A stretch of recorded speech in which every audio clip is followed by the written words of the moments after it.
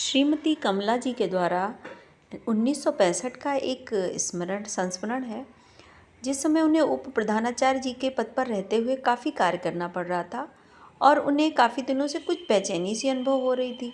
एक दिन उनकी इच्छा हुई कि घर जल्दी लौट जाऊं। इस कारण छुट्टी से पहले ही उन्होंने प्रधानाचार्य जी से अनुमति लेके घर जाने की अनुमति मांगी। रास्ते में जब वे जा रही थी तो अचानक उन्होंने इंडियन प्रेस के चौराहे पर देखा कि महाराज जी किसी मोटर में सामने चालक के पास कंबल ओढ़े बैठे हैं और हाथ जो है उनका खिड़की पर रखा है।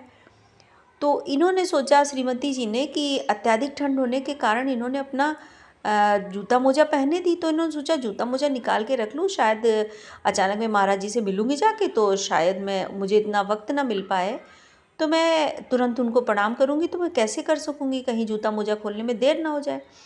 तो जब घर पे पहुँची तो इन्होंने देखा कि प्रोफेसर साहब तो बरामदे में खड़े हैं।